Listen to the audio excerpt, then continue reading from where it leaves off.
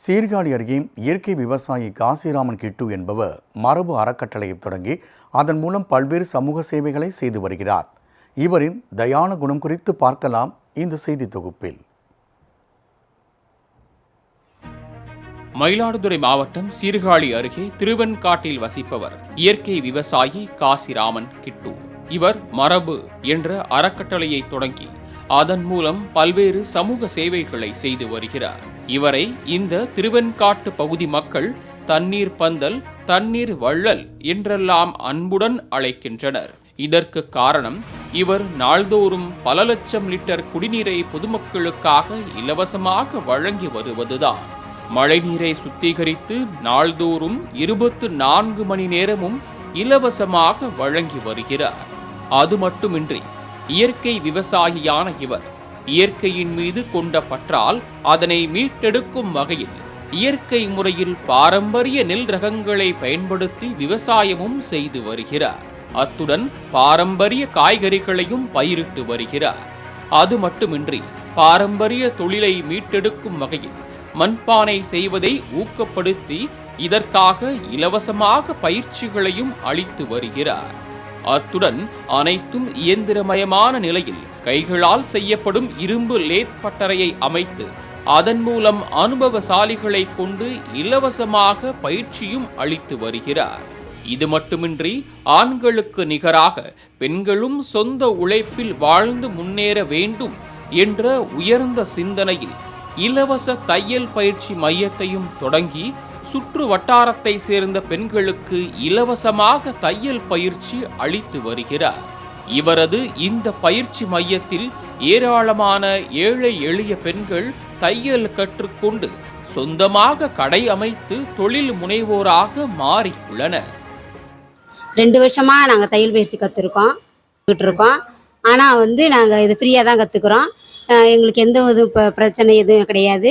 ஆனா நாங்க ஜாலியா ஒரு துகில் குடும்பம்னு ஆரம்பித்து நாங்கள் அது நைட்டி அந்த மாதிரி சின்ன சின்ன குழந்தைங்களுக்கெல்லாம் நிறையா நாங்கள் துணி தைச்சி கொடுத்துட்ருக்கோம். எங்களுக்கு எந்த வரும் குடும்பத்துக்கு 2 குழந்தைங்க, குடும்பத்துக்கு எந்த பிரச்சனையும் இல்லாத எங்களால் முடிஞ்ச அளவுக்கு நாங்கள் உதவி பண்ணுறோம். பெண்களுக்கு தையல் பயிற்சி மட்டுமே அளித்து வந்த இவர் அவர்களுக்கு வேலை வாய்ப்பை வழங்கும் வகையில் ஆடைகளை தைக்கும் ஆர்டர்களையும் கொடுத்து அதற்கு ஊதியமும் கொடுத்து அவர்களின் வாழ்வாதாரத்தை உயர்த்தி வருகிறார். பக்கத்தில் உள்ள கிராமம் எல்லாருமே வராங்க. எல்லாருமே இங்கே நாங்களாம் வீட்டில் தான் இருந்தோம். இலவசமாக பயிற்சி கற்றுக் கொடுக்குறோன்னு சொன்னதுனால இங்கே சரி நம்ம போய் கற்றுக்கலாம். நம்ம ஏன்னா நாங்களாம் ரொம்ப வசதிலாம் கிடையாது, ரொம்ப கஷ்டப்படுற ஃபேமிலி தான் நாங்களாம். அதனால சரி நம்ம போய் நம்மளுக்கு ஃப்ரீயாக கற்றுக் கொடுக்கணும், எல்லாருமே போவாங்கல்ல இந்த இதில் கற்றுக்கலாம் போய் அப்படின்னு கற்றுக்கிட்டு இன்னைக்கு இவ்வளோ நாங்களும் ஒரு டைலராக இருந்துக்கிட்டு எங்களுக்கு கற்றுக் கொடுத்த எங்கள் அக்கா நல்லபடியாக கற்றுக் கொடுத்தாங்க. அதுலேயே வேறு அவங்க சொல்லிக் கொடுக்குறதுல ரொம்ப ஈஸியாக புரிஞ்சுக்கிட்டோம். அதை நல்லா புரிஞ்சுக்கிட்டு இன்றைக்கி இந்தமாரி கம்பெனி ஆரம்பித்து இன்றைக்கி இந்த அளவுக்கு நாங்கள் நிறைய துணி தைக்கிறதே எங்களுக்கு நாங்களாக தைக்கிறோன்னு அவ்வளோ ஒரு ஆச்சரியமாக இருக்குது எங்களுக்கு.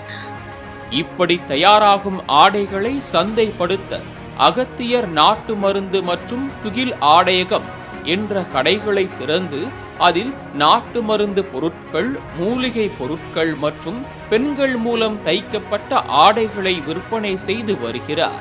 இதில் நிறைய பெண்கள் தைக்கிறாங்க. இதில் நைட்டி, உள்பாவாடை, டிஷர்ட்டு எல்லாமே நாங்கள் தயார் பண்ணுறோம். இதை தயார் பண்ணி வெளியில் கடைகளுக்கும் கொடுக்குறோம். இங்கே உள்ளூரில் உள்ளவங்களும் வாங்கிக்கிறாங்க. இங்கே இருக்கிற பெண்களுக்கு ரொம்ப பயனுள்ளதாக இருக்குது. இங்கே நிறைய பெண்கள் இன்னும் வேலை கேட்டு வராங்க. அவங்களையும் நாங்கள் சேர்த்துக்கிறோம். நீங்கள் எல்லாரும் எங்களுக்கு ஆதரவு தெரிவிக்கணும். எல்லாருமே இந்த துணியை வாங்கி பயன்படுத்தணும். நீங்கள் வாங்குற துணியில் வர காசு இங்கே இருக்கிற ஏழை பெண்களுக்கு தான் போய் சேரும்.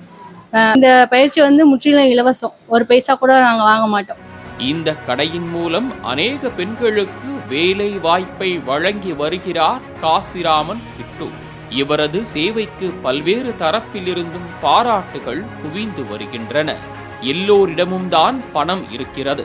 ஆனால் காசிராமன் போன்ற சிலருக்குத்தான் இப்படி அனைவருக்கும் உதவ வேண்டும் என்ற எண்ணம் தோன்றுகிறது. உண்மையில் இவர் போன்ற நல்லவர்கள் இருப்பதால்தான் இன்னமும் மழை பெய்கிறது என்றால் அது மிக இல்லை. நாமும் நம்மால் இயன்றதை இல்லாதவர்களுக்கு செய்வோம். மாலை முரசு செய்திகளுக்காக சீர்காழி செய்தியாளர் செல்வகுமாருடன் ஷிபா சேனல்.